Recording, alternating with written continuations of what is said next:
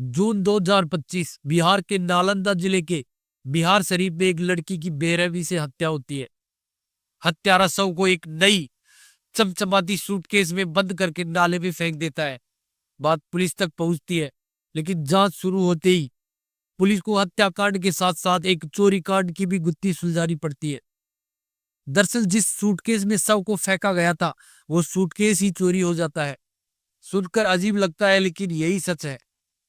हम बात कर रहे हैं पूजा कुमारी हत्याकांड की, जिसने पूरे देश का ध्यान अपनी ओर खींचा, खासकर सूटकेस चोरी होने के कारण।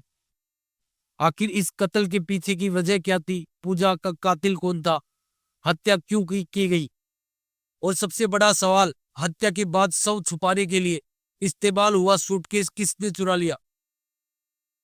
नमस्कार दोस्तों, मैं हूं युग बगड़िया। अगर आप पहली बार हमारे चैनल पर आए हैं तो चैनल को सब्सक्राइब कर लीजिए और बेल आइकन दबा दीजिए, ताकि हमारी हर नई कहानी की नोटिफिकेशन सबसे पहले आपको मिल सके। दोस्तों, आज की कहानी इतनी रहस्यमयी और दिल दहला देने वाली है कि इसे सुनकर आप सोच में पड़ जाएंगे। चलिए जानते हैं पूरे इलाके में सनसनी फैलाने वाले इस केस की असल जो कहानी क्या थी। दोस्तों, जैसा कि हमने बताया, यह कहानी पूजा कुमारी नाम की लड़की की है। उम्र जो करीब 20 साल। वह मूल रूप से नालंदा जिले के सराय थाना क्षेत्र के ओंदा गांव की रहने वाली थी। पूजा 5 भाई बहनों में सबसे बड़ी थी। उसके पिता एक प्राथमिक विद्यालय में शिक्षक है। पूजा की शुरुआती पढ़ाई शेखपुरा जिले के मिशन स्कूल में पूरी हुई। 12वीं पास करने के बाद उसने जो नर्सिंग की पढ़ाई के लिए नालंदा के बगनबीघा स्थित एक प्राइवेट कॉलेज में एडमिशन ले लिया।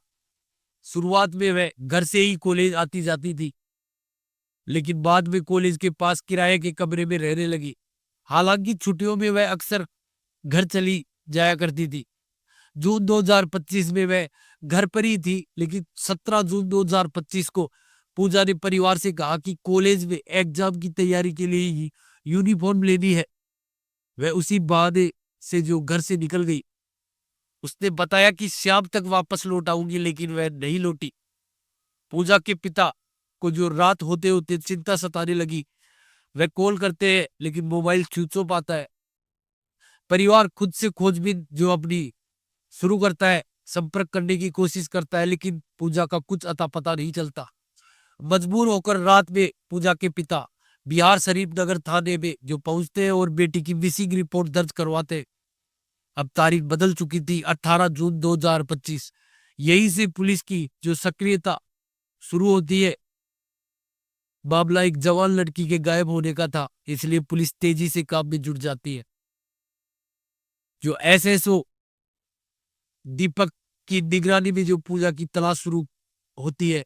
शुरुआती घंटों में पुलिस को कोई खास सुराग नहीं मिलता, लेकिन एक छोटी सी टिप इस केस में जो एक मोड़ देती है। पूजा के गायब होने की खबर पूरे इलाके में आग की तरह फैल चुकी थी और लोग जो तरह तरह की बातें कर रहे थे। इसी बीच एक अनजान व्यक्ति जो पुलिस को सूचना देता है कि उसने पूजा को आखिरी बार अमित नाम के एक लड़के के साथ देखा था। अमित के बारे में पता किया जाता है। जानकारी मिलती है कि अमित कुमार मूल रूप से शेखपुरा जिले के बरबीघा का रहने वाला है। फिलहाल वह बिहार के जो शरीफ के कागजी मोहल्ले में किराए के मकान में रहता है। पुलिस तुरंत दबिश देती है और जो अमित कमरे में मिल जाता है। पुलिस को देखते ही वह भागने की कोशिश करता है, लेकिन पकड़ लिया जाता है। पूछताछ शुरू होती है। पहले तो अमित पूजा को जानने से इनकार कर देता है, लेकिन जब पुलिस सख्ती दिखाती है तो अमित टूट जाता है और वह कबूल करता है, पूजा अब इस दुनिया में नहीं है, मैंने ही उसकी जो हत्या की है। अमित बताता है कि उसने पूजा का जो शव लगभग 1 किलोमीटर दूर सुसराय गर्ल्स हाई स्कूल के पीछे जो नाले में फेंक दिया था। पुलिस फौरन मौके की जो जगह पर जाती है, लेकिन वहां कोई शव नहीं मिलता। अमित बताता है कि उसने हत्या के बाद शव को एक बड़े नए सूटकेस में बंद कर वहीं फेंका था।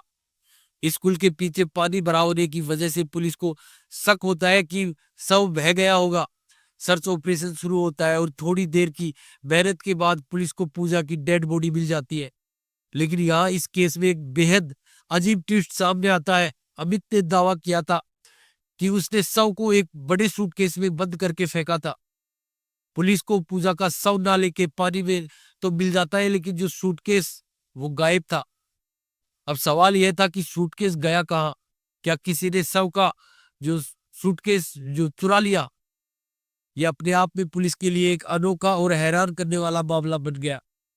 अमित के बयान के अनुसार उसने हत्या के बाद 8,000 रुपए में एक शानदार चमकता बड़ा सूटकेस खरीदा था। इसलिए शक गया कि शायद किसी राहगीर की नजर उस सूटकेस पर पड़ी हो। उसे चुराने के लालच में उसने लाश बाहर फेंक कर सूटकेस लेकर भाग गया। सूटकेस इस केस के लिए बेहद अहम सबूत था, इसलिए शव को पोस्टमार्टम के लिए भेजने के बाद पुलिस ने पूरी ताकत सूटकेस की तलाश में झोंक दी और आखिरकार मेहनत रंग लाई। 19 जून को सूटकेस किसान सिनेमा के पास पुल के नीचे पड़ा हुआ मिला। अनुमान लगाया गया कि हत्या से जो ज्यादा चर्चा सूटकेस की चोरी की हो रही थी, शायद इसलिए चोरी भी जो जो चोर तक था वो डर गया और मौका मिलते ही सूटकेस वही फेंक कर भाग गया। सूटकेस मिलते ही पुलिस को थोड़ी राहत मिली और फोकस वापस हत्या की गुत्थी पर सुलझाने पर जाता है।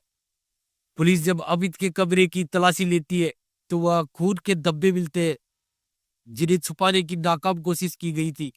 इसके अलावा एक धारदार हथियार की भी जो वहां से बरामद होता है, जिसमें पूजा की गर्दन काटने के निशान थे।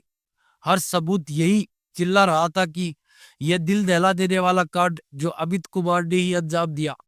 लेकिन बड़ा सवाल अभी बाकी था, आखिर अमित ने पूजा को क्यों मारा? पूछताछ में अमित ने एक चौंकाने वाला सच बताया। अमित के मुताबिक वह और जो पूजा एक ही मिशन स्कूल में पढ़ते थे। 2020-21 के दौरान दोनों की दोस्ती होती है और यही दोस्ती जल्द ही प्यार में बदल जाती है। दोनों साथ जीने मरने की कस्में खाने लगते हैं। स्कूल खत्म होने पर अमित जो है नालंदा आ जाता है और एक बीएड कॉलेज में नौकरी पकड़ लेता है। उसी के कहने पर पूजा भी नर्सिंग की पढ़ाई के लिए नालंदा आ जाती है।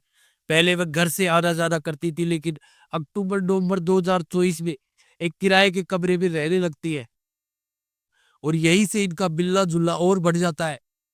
इसी दौरान पूजा अमित से शादी की बात करती है, क्योंकि अब उनके प्यार को सालों हो चुके थे। लेकिन अमित हर बार शादी की बात को टाल देता है, एक बार नहीं बल्कि कई बार। पुलिस के सामने दिए गए बयान के मुताबिक जब 17 जून 2025 को पूजा अपने घर से यह कहकर निकली कि वह कॉलेज जो यूनिफॉर्म लेने जा रही है, तो असल में वह कॉलेज नहीं बल्कि अमित से मिलने जाती है।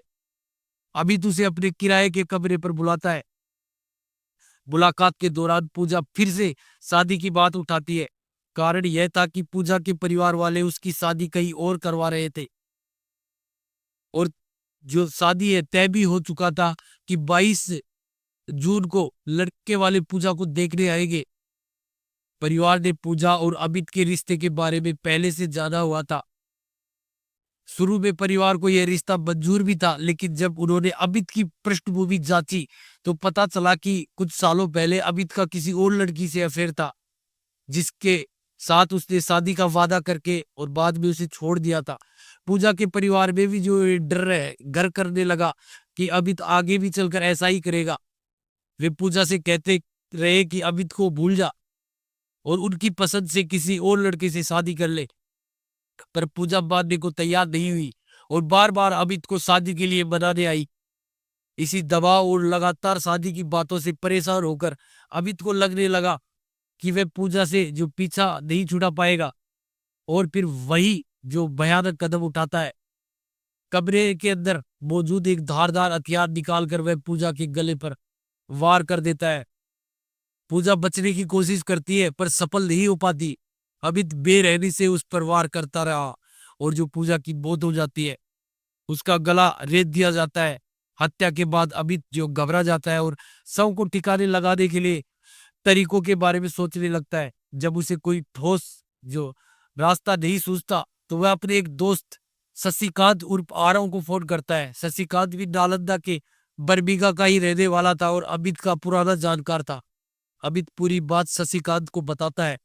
शशिकांत बताता है कि सीधे जो शव को बाहर ले जाने पर पकड़े जाने का खतरा ज्यादा है उसने सलाह दी कि बाजार से एक जो बड़ी ट्रॉली बैग खरीद लेते हैं, उसमें 100 रखकर सुनसान जगह पर फेंक देना बेहतर रहेगा।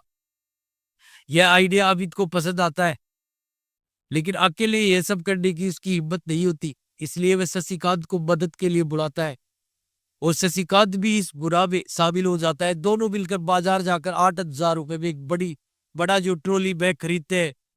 लेकिन इतने बड़े ट्रॉली बैग में भी पूजा का पूरा जो शरीर आसानी से फिट नहीं आ रहा था, इसलिए दोनों मिलकर शरीर को तोड़ मरोड़ कर ट्रॉली में फिट करते हैं। रात के अंधेरे में जब सन्नाटा छा जाता है, ले जो एक ई रिक्शा बुलाते हैं, जिसे ज्यादा पैसे देकर ट्रॉली को ई रिक्शे में रखकर वे उसे जो गर्ल्स हाई स्कूल के पीछे ले जाते हैं और वहीं उसे डंप कर देते हैं। यहीं पर किसी राहगीर की नजर उस ट्रॉली बैग पर पड़ती है और वह ट्रॉली बैग चुरा कर भाग जाता है। बाद में पुलिस की दबिश के का जो डर से चोरी ट्रॉली बैग को किसी दूसरी जगह पर फेंक देता है और फिर सूटकेस से जुड़ा पूरा खुलासा शुरू हो जाता है। वैसे कुछ रिपोर्ट्स में यह भी दावा जो सामने आता है कि अमित ने पुलिस को गुमराह करने के लिए खुद ही पूजा के शव को गर्ल्स हाई स्कूल के पीछे पानी में फेंका था और ट्रॉली बैग को सिनेमा हॉल के पीछे पुल के पीछे जो नीचे फेंक कर आया था। पूछताछ में अमित ने यह भी कहा कि उसने जो मजबूरी में शव को यही पास में ठिकाने लगाया। असल में जो अमित और शशिकांत का प्लान था कि शव को पटना लेकर जो जाकर कहीं दूर फेंक दे। इसके लिए शशिकांत अपने पिता की कार लेकर कमरे पर भी पहुंच जाता है, लेकिन तभी उसके पिता का फोन आता है, मुझे अभी तुरंत जो कार की जरूरत है, कार लेकर वापस आओ। शशिकांत मजबूरन जो कार को वापस दे आता है और पूरे प्लान की जो हवा निकल जाती है। इस वजह से दोनों ने यही तय किया कि शव को नालंदा में ही किसी जो सुनसान इलाके में ठिकाने लगा दे। अमित के इस बयान के आधार पर पुलिस शशिकांत को भी गिरफ्तार कर लेती है। दोनों को कोर्ट में पेश कर जेल भेज दिया जाता है। फिलहाल मामले की जांच जारी है। पुलिस कई अहम सबूत जुटा चुकी है और जो उस ई रिक्शा चालक से भी पूछताछ की जा रही है, जिसने इन लोगों के गुनाह को अंजाम तक पहुंचाने में मदद की थी। अमित ने भले ही पुलिस को बताया कि पूजा जो शादी के लिए दबाव बना रही थी, इसी कारण उसने उसकी हत्या कर दी, लेकिन कुछ रिपोर्ट्स के मुताबिक जो शक भी इस वारदात की एक बड़ी वजह था। नर्सिंग कॉलेज में एडमिशन के बाद पूजा के स्वभाव में जो आए बदलावों को अमित शक की नजर से देखने लगा था। उसे लगता था कि पूजा अब किसी और के साथ रिश्ते में है। इसी शक के चलते उसने पूजा की जान ले ली। अमित पर हत्या की धारा और शशिकांत पर जो सबूत मिटाने व हत्या के जो साथ देने की धाराओं के तहत मामला दर्ज हुआ। आने वाले समय में अदालत क्या फैसला सुनाती है, यह जरूर देखने वाली बात होगी। दोस्तों, अगर आपको हमारी कहानी पसंद आई तो चैनल को सब्सक्राइब करना न भूलें और बेल आइकन दबा दें, ताकि हमारी हर नई वीडियो की नोटिफिकेशन सबसे पहले आप तक पहुंचे। इस वीडियो को अपने दोस्तों और परिवार के साथ शेयर करें ताकि जागरूकता फैले। हमारा मकसद सिर्फ कहानी सुनाना नहीं, बल्कि आपको सतर्क और जागरूक करना है। अगर आपके पास कोई ऐसी कहानी है जो आप हमें बताना चाहते हैं तो कमेंट बॉक्स में लिखें। मिलते हैं अगली वीडियो में एक नई कहानी के साथ। जय हिंद, जय भारत।